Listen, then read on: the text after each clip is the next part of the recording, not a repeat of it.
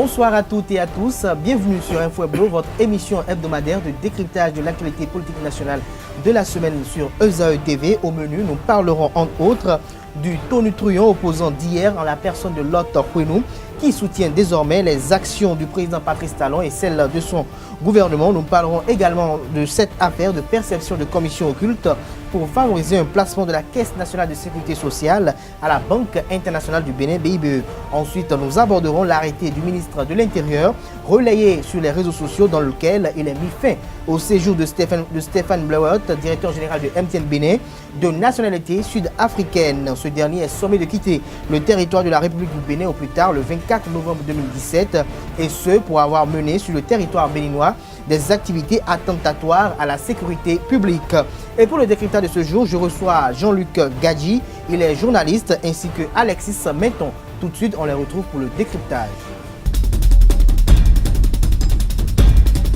Comme je l'annonçais à l'entame de cette émission, pour le décryptage de ce jour, je reçois Jean-Luc Gadji, voilà. Jean-Luc, bonsoir. Bonsoir Kader, bonsoir à tous. Merci d'avoir répondu à notre invitation. Vous êtes face à Alexis Menton. Alexis, bonsoir. Bonsoir Kader. Vous êtes journaliste béninois. Alors, vous avez écouté l'entame de cette émission, c'est-à-dire le sommaire. Nous avons 3 sujets au menu. Nous avons le sujet relatif au soutien de Lot Kwenou au président Patrice Talon. Nous avons cette affaire de la CNSS qui est plus que jamais d'actualité au Bénin. Et nous finirons par l'expulsion du directeur général de MTN Bénin. Alors, sur le premier sujet, que Lot Kwenou soutient désormais les actions du président Patrice Talon. Alors, Jean-Luc, quelle est votre appréhension de ce fait? Merci Kader. Pour Lot Kwenou, en réalité, vous n'avez qu'à lire ce qui se dit sur cette actualité-là depuis qu'il a pris cette décision-là sur les réseaux sociaux pour comprendre un peu que l'homme attise un peu la colère d'une certaine catégorie de jeunesse aujourd'hui. Parce qu'en réalité, on ne comprend pas sa décision. La décision de Lot Kwenou aujourd'hui, on le connaît. Quand on parle de Lot Kwenou dans l'environnement médiatique au Bénin, c'est le jeune qui est tout le temps sur les réseaux sociaux et sur Facebook, notamment à travers ses audios qu'il balance comme ça l'enchante. On sait qu'il a été très critique vis-à-vis du pouvoir en place. Très acerbe. Très acerbe, vous me prêtez le mot, vis-à-vis du pouvoir en place. Aujourd'hui, il retourne d'une manière spectaculaire sa veste pour quand même dire aujourd'hui qu'il est dans la BAC rupture. Ça pose des questions de crédibilité, ça pose des questions de dignité, ça pose des questions de stabilité politique à mon entendement. Et je pense qu'on a du mal, en tant qu'analyste, à comprendre la position de Lot Kwenou aujourd'hui. On a du mal à le suivre, on a du mal à le placer dans la sphère politique béninoise. On a du mal à savoir qu'est-ce qu'il veut concrètement en tant que jeune, leader, en tant que jeune qui crée. Idéologie. Oui, quelle idéologie ce jeune défend aujourd'hui. En fait, moi, c'est un jeune que j'aime beaucoup, on partage beaucoup de choses ensemble. C'est un jeune que j'admire par rapport à sa manière de voir les choses, par rapport à sa détermination. Mais en réalité, quand on va au fond, on voit que ça semble du vide quand même. Ça semble de manque de concret. Il n'est pas ordonné. Il n'est pas ordonné dans ses pensées. C'est comme s'il va, le vent l'emporte. Aujourd'hui, il est à la rupture. On est à peine 2 ans de pouvoir. C'est clair que d'ici là, vous allez encore voir d'autres mutations, d'autres retournements de veste. Et c'est quand même dommage pour la jeunesse. Alors, Alexis Menton, le personnage de Lot Kwenou vous reflète quoi déjà? Il vous inspire quoi? À voir Lot Kwenou au début, déjà le 7 avril 2010, 2016, à l'époque, il était déjà tonitruant, il avait une verbe très acerbe, un discours très dur envers le chef de l'État Patrice Talon, comme quoi, je ne vais peut-être pas le répéter, mais je pourrais passer le fait de le dire que le Patrice Talon est un gangster, c'est un mafieux. On a tout le temps écouté ces terminologies récurrentes lors de ces audios et que du jour au lendemain, l'homme décide aujourd'hui de changer de camp. Parce que pour lui, les arguments qu'il a évoqués, Patrice Talon a constitué un gouvernement social, donc il a écouté le cri de cœur de son parti qui est le PVR et qu'aujourd'hui, Lot Kwenou estime qu'il faut soutenir le chef de l'État Patrice Talon et dans le même temps, il faut accompagner Patrice Talon dans le dossier CNSS. C'était l'objet fondamental de la conférence de presse qu'il a organisée à travers laquelle il a annoncé officiellement son soutien aux actions du président Patrice Talon et à celles de son gouvernement. Oui, merci. Je crois que, comme vous venez de le caricaturer, Lot Kwenou est ce personnage que nous avons découvert tous dans ce pays au lendemain des élections, c'est-à-dire au lendemain de l'investiture du président Patrice Talon. Lot Kwenou, depuis ce temps, s'est illustré, je ne dirais pas négativement, mais il a montré quand même qu'il était un opposant farouche au régime à travers sa prise de parole, à travers ses réactions, suite à ce que j'appelle les actes attentatoires à la liberté et à la démocratie dans notre pays, le Bénin. L'autre nous, c'est ce personnage qui, de temps en temps, ne cesse de flécher le gouvernement, notamment son chef, le président de la République.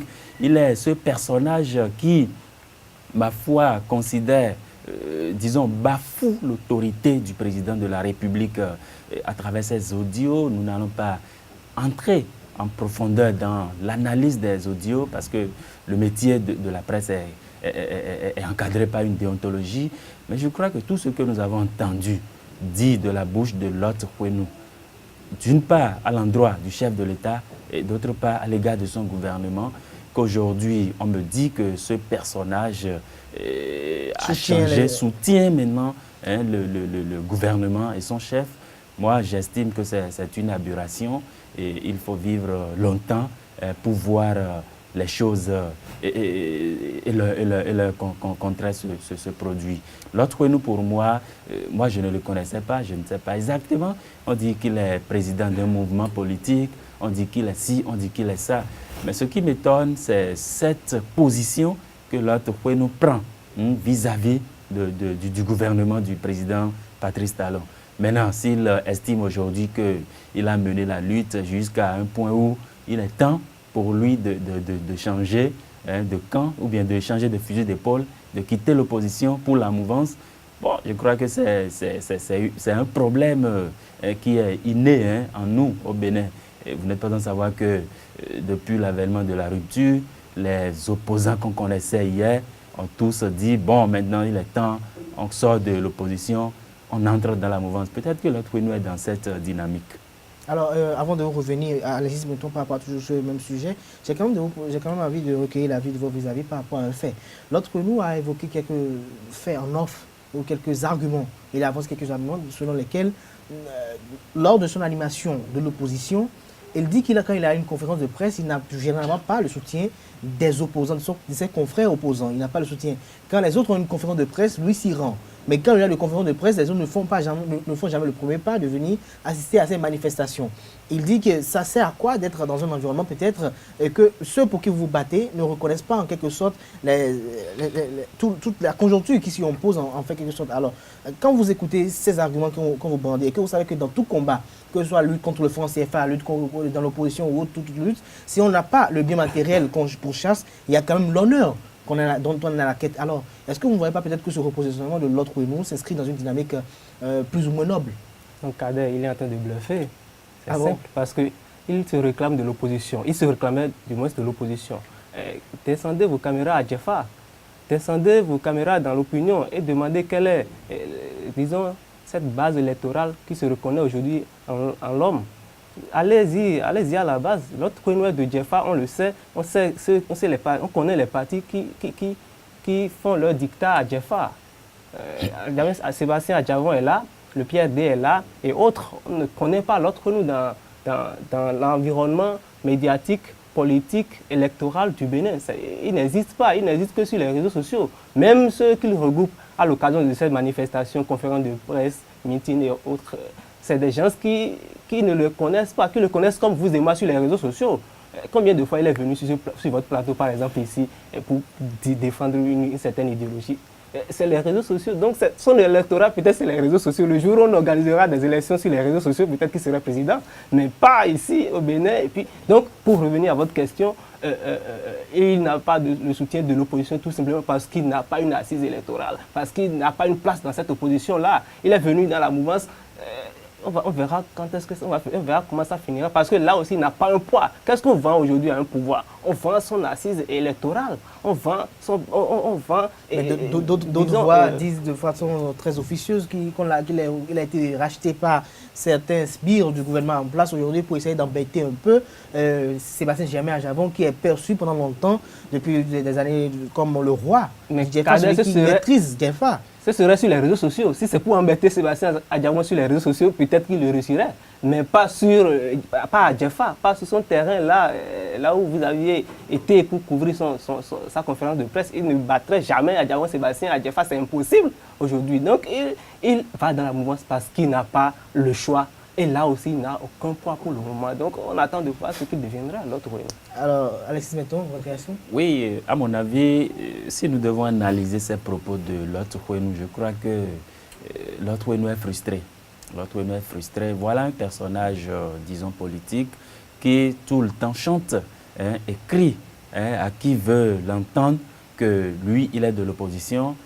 Il prend de position, il n'hésite pas une seule seconde à raconter tout sur la gouvernance du chef de l'État. C'est ce personnage qui tout le temps est aux côtés, effectivement, comme vous venez de le mentionner, qui est aux côtés des acteurs politiques de l'opposition, mais qui aujourd'hui dit que quand lui a une activité, il ne reçoit pas le soutien de ses opposants. C'est un constat qui a été fait aussi. Bon, son constat, peut-être que c'est pertinent, mais sur un certain nombre de points, je crois que l'autre Oueno aussi devrait s'en prendre à lui-même, parce que quand vous êtes dans une lutte et que vous n'êtes pas objectif dans ce que vous faites, que vous n'êtes pas objectif dans ce que vous dites. Mais il était quand même objectif au début. Au début, on peut le dire oui, on peut le dire oui. Pourquoi on ne l'a pas soutenu au début? Vous savez, comme l'a dit Gadji, c'est que aujourd'hui les politiciens, qu'est-ce qu'ils veulent? D'abord ta cote de popularité au sein de ta communauté. Est-ce que tu es aimé? Est-ce que tu es estimé? Est-ce que tu es un leader? Donc il y a tous ces paramètres qu'on ne devrait pas occulter. Est-ce que l'autre remplit ces conditions? Est-ce que l'autre aujourd'hui est un leader? Combien s'alignent ou bien combien peuvent s'aligner derrière l'autre? Et nous, pour des manifestations politiques, combien peuvent s'aligner derrière lui? Et je crois que l'autre nous s'est retrouvé certainement seul, parce que lui aussi, comme je l'ai dit, devrait s'en prendre à lui-même. Parce que quand tu es dans une lutte, c'est que toutes les fois, quand tu as l'occasion de parler, c'est pour raconter des choses, c'est pour injurier presque, c'est pour injurier presque. Je crois que l'autre ne devrait pas, il devrait s'en prendre à lui-même et se dire, bon voilà, j'ai mené la lutte à un niveau, je n'ai pas eu de soutien, mais plutôt que de changer de veste, moi j'estime qu'il devrait se réorganiser, se réorganiser, revoir les acteurs principaux de cette opposition et composer avec eux, définir une nouvelle directive pour aller au bout, pour atteindre cet objectif qui s'est assigné depuis le 6 avril dernier. Maintenant, moi, j'estime que l'autre Oueno, il est devenu, je ne sais pas, au-delà du caractère d'homme politique qu'on lui reconnaît. Il est devenu un homme très comique, qui ne fait que jouer à de la comédie, à mon avis, parce que quand vous écoutez ses audios sur les réseaux sociaux, chaque fois quand il parle, bien qu'il soit de l'opposition, les gens le critiquent toujours. Tout ce qu'il dit est attaquable. Lyrique, en fait. Voilà, donc ce monsieur, je crois qu'il n'a qu'à continuer sa lutte seul. Comme l'a dit mon vis-à-vis. S'il en fait un jeu et que ça lui est bénéfique, c'est quand même bien. Je vais rester avec vous, Alexis Menton, pour passer au second sujet, celui relatif à ce dossier impliquant Laurent Menton, qui est plus que diamant d'actualité. Hier vendredi, il était à la brigade économique et financière. Il a passé la nuit pour être écouté lundi prochain. Alors, d'aucuns y voient une chasse aux sorcières, d'autres un assainissement des finances publiques. Alors, quel est votre avis à cet effet? Le combat actuel dans le dossier de la Caisse nationale de la sécurité sociale, je crois que nous devons plus le lier à un combat politique. Nous sommes justement sur un terrain politique et voilà un acteur de la société civile, un syndicaliste, une figure de proue du syndicalisme au Bénin. Laurent Menton est un cadre de haut niveau qui a travaillé 30 ans au niveau du ministère de l'économie et des finances, qui maîtrise pas mal de choses en matière de gestion et de finances. Laurent Menton, durant son parcours à ce ministère, a eu la chance de gérer le conseil d'administration de la Caisse nationale de la sécurité sociale. Maintenant, le gouvernement de la rupture, au cours du conseil des ministres, je crois, du 2 novembre dernier, a fait une certaine révélation sur sa gestion quand il était président du conseil d'administration de la CNSS. Et je crois que depuis ce jour, nous assistons à un déballage médiatique et politique Et ce qui aujourd'hui nous conduit à donner une position, bon, pas une position, bon, à analyser tout ce qui s'est déroulé autour de cette affaire depuis que cela s'est éclaboussé. Laurent Mentoyon, pour moi, je crois que c'est un personnage, disons, moulé dans des principes du Parti communiste du Bénin, à qui on reconnaît justement la probité et l'intégrité. Bon, quand on dénonce aujourd'hui Laurent Mentoyon d'avoir fait des placements pour des rétro-commissions occultes, je crois que le sujet retient beaucoup plus l'attention parce que la personne mise en cause dans ce dossier n'est pas n'importe qui. C'est un personnage qui, tout le temps, a combattu la mauvaise gestion sous le gouvernement du changement, le gouvernement de Boni Yayi. Maintenant que ce personnage aujourd'hui, qui, après quelques mois, puisqu'ils ont tous soutenu tous au début le président Patrice Talon, ils ont contribué à son avènement à la tête du Bénin. Maintenant que ce personnage, à un moment donné, décide de tourner dos, décide d'être critique envers ce gouvernement et que subitement, on commence à faire des révélations, on commence à lui, disons, coller un dossier. Je ne sais pas jusqu'où ça irait, mais pour moi, je lis ça à un acharnement. Je lis ça à un acharnement parce que le Conseil des ministres ne devrait jamais se substituer à un tribunal pour faire des procès à un homme, à un activiste, un acteur de veille de la trempe de Laurent Mentoyon qui tout le temps s'est battu pour l'assainissement de l'économie, pour la bonne gouvernance économique, pour la bonne gouvernance. Des gens qui luttent pour maintenir et donner de la vie à notre démocratie. Que le gouvernement aujourd'hui décide à travers, je ne sais pas, une certaine révélation, à attaquer ceux-là, à les intimider presque. J'estime que moi, de ma position, je crois qu'il y a quelque chose qui ne va pas et il va falloir réfléchir et se demander véritablement la réelle mission de ce gouvernement qui nous dirige depuis le 6 avril. Et moi, j'estime qu'il va falloir revoir les choses, réorganiser les choses et situer les responsabilités. C'est vrai, nul n'est au-dessus de la loi, mais je crois que le gouvernement, au début, n'a pas su gérer le dossier comme il le faut. Le gouvernement, à un moment donné, a commencé par faire des procès à Laurent Mentoyon jusqu'à ce que le type dit, excusez le terme, que Laurent Mentoyon dise l'IGF qui a mené une investigation ne m'a pas écouté. Ça veut dire que le rapport de l'IGF n'a pas valeur. Si moi, le mis en cause, je n'ai pas été écouté, je n'ai pas été suivi, quel rapport cet organisme, cette structure a pu remettre au gouvernement qui aujourd'hui l'incrimine? Maintenant, il dit comme dans le cas de la SONAPRA avec Idrissou Bako. Voilà, donc si on fait un alliage entre ces différents dossiers, je crois que le gouvernement, pour moi, n'est pas dans le bon rôle. Le gouvernement n'est pas dans le bon rôle et il faut que les Béninois puissent se faire véritablement une idée de ce que le gouvernement gère. Il gère les gens, il gère le Bénin comme ça lui plaît, il gère les gens comme ça lui plaît, et tous ceux qui sont prêts à le critiquer, tous ceux qui s'opposent à sa gestion, et il est dans la logique de les intimider. Et nous attendons de voir, depuis hier, Laurent Mentoyon est écouté à la brigade économique et financière, nous attendons la suite. Je crois que lundi, l'opinion publique sera plus située sur ce dossier. Mais Laurent Mentoyon, à la dernière rencontre à la Bourse du Travail, disait que lui, il n'est pas inquiet, qu'il ne se reproche rien. Je crois qu'il est quand même louable. Il faut louer son courage parce que depuis ce dossier, il a eu quand même le courage de dire un certain nombre de choses. Et Amos Elegbe, à la Bourse du Travail, disait que Laurent Mentoyon est un homme de probité, et que Laurent Mentoyon détient assez d'informations sur le gouvernement de la rupture. Nous ne devons pas écarter cette analyse de M. Amos Elegbe, ancien conseiller spécial de plus dans l'arène. Voilà, donc il dit que Laurent Mentoyon détient d'informations. Je ne sais pas quel type d'informations, mais ça, la seule, suffit déjà. Compromettante. Voilà, donc ça suffit pour quand même peut-être le priver de sa liberté pour le taire. C'est votre avis, vous l'avez partagé. Alors, Jean-Luc Kadji, vous avez écouté l'argumentaire de votre vis-à-vis.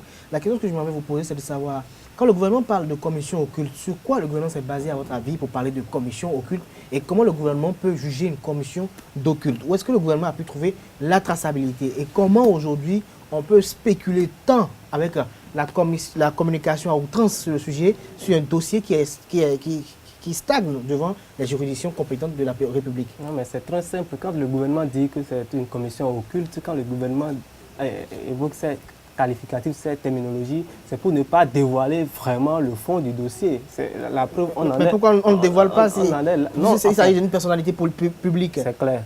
Maintenant, on ne donne pas les raisons. On parle de commission occulte. On parle, et en réalité, mon vis-à-vis, Alexis disait quelque chose tout à l'heure. Il se posait une question de savoir jusqu'où irait-on dans ce dossier. Moi, ça me rappelle tout simplement le dossier à Diavon, où un vendredi comme ça. Dans le vendredi au Bénin, on est habitué. C'était pareil avec les Adisoglo, donc c'est un peu ça, en fait. Quand vous faites un peu l'analogie, vous voyez qu'en réalité, quand on vous interpelle un vendredi comme ça dans un dossier, c'est pour vous, d'abord vous maltraiter, vous malmener, puis vous scindez, vous cisaillez les mélanges, et puis atterrir complètement votre morale avant de vous abattre. C'est un peu comme ça dans le dossier d'Adiavon. Donc c'est pour vous dire quoi? C'est pour vous dire on veut atteindre l'homme. On veut atteindre l'homme, et c'est un message fort qu'on lance aux syndicalistes. Laurent Mettagnon, aujourd'hui, dans notre environnement politique, social, c'est une figure de boue, vous l'avez dit. C'est une personnalité remarquable. Et quand on atteint une grosse plume comme ça, c'est pour lancer un message très clair à ceux qui... Ce qu'on vit au Bénin aujourd'hui, c'est une fronde sociale. Les syndicalistes, aujourd'hui, se sont regroupés contre le gouvernement. Vous avez Léon Songbadi, vous avez le Front pour le socio-patriotique. Et puis, tout ce regroupement-là qui... Avec ce cocktail-là entre politique et syndicaliste, est-ce que ce cocktail, cette alliance à la limite incestueuse entre le politique et le syndicat, est-ce que c'est porteur d'avenir et d'espoir? Non, mais une vraie cause, pour le militantisme d'une vraie cause. Les syndicalistes vous répondront tout simplement que si le politique ne va pas bien, c'est que le social ne va pas bien. Le social est affecté. Interrogez un certain Pascal Todino, il vous dira qu'en réalité, c'est d'abord le milieu politique, c'est d'abord le pays qui se porte bien avant que les travailleurs se portent bien. Donc, je pense que c'est extrêmement lié comme lui. Je pense qu'on ne peut pas dissocier ces deux secteurs vitaux, ces deux secteurs-là, pardon, on ne peut pas les écarter. Parce que nous sommes dans un même pays. Et les travailleurs travaillent globalement pour l'État. Pour la grande partie, pour la grande majorité, c'est pour l'État. Ils travaillent. Et quand ils travaillent pour l'État, et quand l'État atteint quelqu'un politiquement, quand l'État évoque des raisons occultes, évoque des commissions occultes pour pouvoir affaiblir quelqu'un, mais ça déteint sur le travail, ça déteint sur le travail. La personne dont nous parlons aujourd'hui, c'est un responsable syndical. Alors, quand on parle de responsable syndical et quand on arrive à le pêcher comme ça, quand on arrive à l'interpeller comme ça, sans dévoiler concrètement le fond du dossier, ça pose il revient certainement à la justice, vous me le direz, d'éclairer les uns et les autres sur la question. Je n'en disconviens pas. Mais en réalité, c'est comme, c'est faussé à l'avance. C'est comme on est en train on prend le temps pour réunir maintenant les preuves solides pour pouvoir, je dis une bêtise, pour pouvoir accabler l'homme. Vous voyez, donc, il y a beaucoup de dossiers flous et dans des dossiers aussi importants que ça, je pense que l'éthique ou la bonne gouvernance voudrait quand même que le gouvernement est clair et que la démarche soit simpliste et puis éclairée, et que tout le monde voit dedans. On sait qu'on a atteint Laurent Mettagnon, mais quand tu analyses, quand tu vois le fond du dossier, tu te rends compte que c'est du solide, c'est du lourd. On parle de plus de 160 milliards, et c'est quand même lourd. Les fonds sont peut-être mal placés, comme on le dit, mais on a comme impression que c'est un acharnement. Relevé, il parle de 17 milliards. Voilà, pour être plus précis, on a l'impression quand même que c'est un acharnement contre l'homme. Maintenant, on ne sait pas.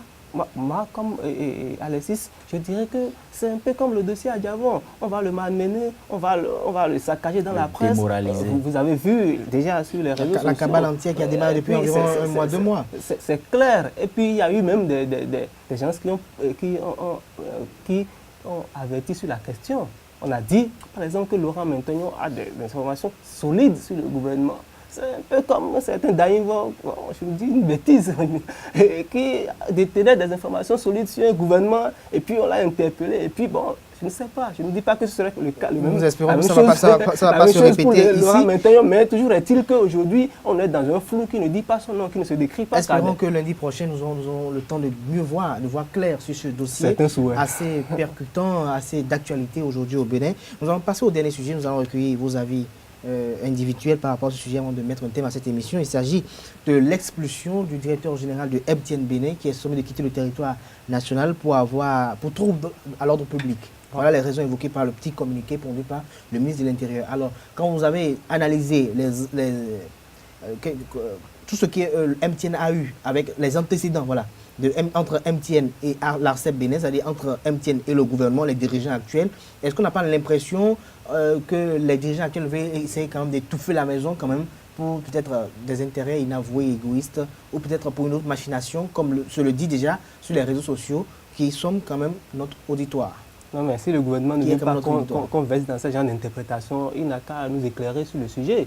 Aujourd'hui, on ne sait pas le fond de ce qu'on reproche à ce DG-là, par exemple. On l'expulse, d'accord, on lui donne une échéance pour qu'il puisse quitter le territoire national. Les préfets, le directeur général de la police ont été instruits.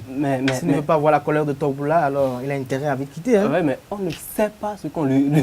Togboula, on le connaît, mais on ne sait pas ce qu'on lui reproche. On ne sait pas le fond, on ne connaît pas le fond du dossier. C'est comme ce que vous soupçonnez là. On a l'impression quand même que... Moi, je ne suis pas trop optimiste sur cette question. Je sais qu'on ne saura jamais. MTN a certainement de gros intérêts ici au Bénin. On va à la limite nous changer de directeur. On récupère celui qu'on a renvoyé et puis on nous envoie un autre directeur à la tête de la structure. Mieux manipulable? Bon, je ne sais pas. Peut-être que vous êtes dans les secrets de Dieu. Moi, non, je ne sais pas. J'ai posé une question, moi. De toutes les manières, il est renvoyé. On ne veut plus de lui, les personnes non grata ici au Bénin, désormais. Et puis, il va rentrer chez lui et puis on ne saura pratiquement jamais ce qu'on lui a reproché concrètement. Merci à vous. Alors, Elazis, mettons, aujourd'hui, le directeur général de MTN Bénin de nationalité sud-africaine, tout le Bénin, est-ce que ça ne va pas écorcher un tant soit peu les relations entre le Bénin et l'Afrique du Sud? Je dirais d'une part oui et d'autre part non, parce que quand on parle de la relation diplomatique, je crois qu'il y a des règles en la matière.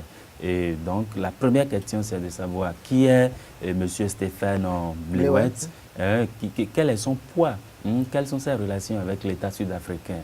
Donc, tous ces paramètres entrent en vraiment le directeur général de MTN Bénin, il ne doit pas être quand même un vil individu en Afrique du Sud. Voilà, il ne doit pas être un vil individu aussi, même au Bénin, il ne doit pas être un vil individu. Vous voyez, donc c'est des grandes personnalités qui, au-delà des affaires qu'ils mènent dans les États, sont très proches des chefs d'État, des dirigeants. Et donc, je crois que je dis oui, que ça va écorcher un peu les relations entre le Bénin et l'État sud-africain parce que voilà un monsieur qui, depuis des années... Au fond de ce dossier, est-ce que vous ne voyez pas que c'est peut-être issu de la brouille qu'il y a eu entre l'ARCEP et MTN Bénin? Oui, il n'y a jamais de fumée sans feu. Il y a eu menace de retrait de licence. Voilà, il n'y a jamais eu de fumée sans feu. Une société qui est sommée de payer des redevances à hauteur de, disons, près de 400 milliards. Et vous voyez, et que subitement, son directeur soit sommé de quitter le territoire béninois.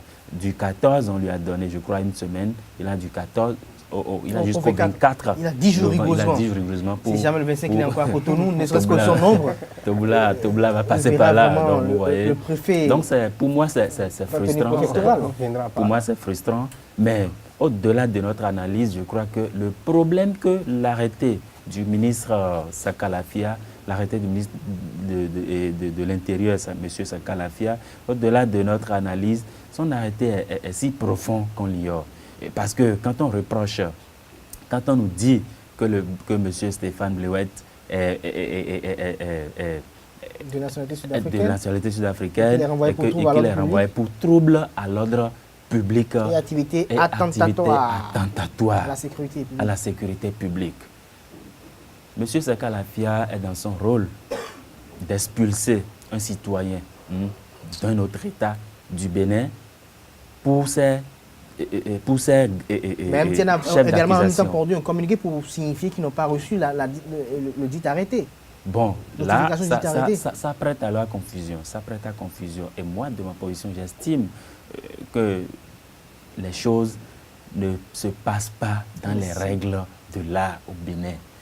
Depuis l'avènement de ce gouvernement, moi j'estime, j'observe, j'analyse, et je tire ma conclusion. Les choses ne se passent pas dans les règles de l'art comme on le souhaite, comme tout citoyen le souhaite. Aujourd'hui, ce monsieur dont la société a des antécédents avec l'État béninois, hein, et que lui-même, on l'expulse comme un malpropre de notre pays, alors que l'État sud-africain, entre le Sud-Afrique et le Bénin, c'est-à-dire qu'il n'y a pas de visa, le visa est free. Quand vous voulez quitter le Bénin pour aller en Afrique du Sud, c'est que sans visa, vous entrez, sans visa, vous retournez. Vous voyez un peu. Maintenant, une décision comme ça qui tombe sur la tête de cet État, je crois que le problème que cela pose en termes de relations diplomatiques, l'État sud-africain peut dire, tiens, voilà un État à qui, n'oublions pas la filiale du réseau MTN, c'est en Afrique du Sud, et que vous chassez son citoyen de votre territoire avec ses griefs, sans avoir détaillé dans votre arrêté ce que vous lui reprochez véritablement. Vous parlez de trouble à l'ordre public. Trouble à l'ordre public, c'est vrai, ça dit... C'est assez vague.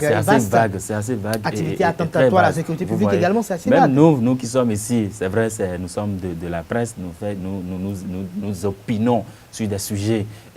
Le ministre de l'Intérieur peut venir ici et dire, bon, arrêtez-moi cette émission parce que quand vous le faites, il y a trouble à l'ordre public. Donc, tranquillement, vous pliez. C'est des arguments passe-partout pour essayer quand même de mettre fin. Voilà, donc pour moi, c'est-à-dire, le but ici est inavoué. Le but ici est inavoué et il va falloir réfléchir. Et il nous revient, nous, acteurs des médias, de fouiller davantage pour savoir véritablement ce qu'il en est, pour situer l'opinion. Mais on peut lier ça, l'expulsion de M. Blewett, on peut le lier à l'antécédent qu'il y a entre le groupe MTN et l'ARCEP, qui est l'autorité de régulation des communications électroniques et de la poste, je crois. Exactement. Merci à vous, Alexis Metton. Merci à Jean-Luc Gadji. Je rappelle que vous êtes journaliste béninois. Je pense, pour ma part, que les prochains jours, que ce soit par rapport aux 3 sujets que nous avons décryptés ce jour, seront davantage développés. Il s'agit du soutien de l'autre nous à partir de ça, nous serons désormais, si c'est un soutien franc, un soutien objectif. Par rapport au cas Laurent Metton, nous espérons quand même qu'après son audition à la brigade économique et financière, dès lundi et mardi prochain, nous aurons plus d'arguments et de détails afin qu'on puisse faire des argumentaires plus ou moins sommaires et expéditifs. Nous aurons également la chance, ou peut-être les jours à venir au niveau du dossier MTN, de connaître un peu ce qui est réellement reproché à ce citoyen sud-africain qui était au Bénin depuis un moment et qui a toujours été à la tête de la direction générale du groupe MTN Bénin, du réseau de téléphonie mobile MTN Bénin. Mesdames et messieurs, c'est ces mots que je mets un terme à l'émission Info Hebdo de ce jour. Merci d'avoir suivi. Le rendez-vous est pris pour le week-end prochain avec d'autres confrères. D'ici là, portez-vous bien et passez un agréable week-end en compagnie de nos programmes sur les 3 points. Bonsoir.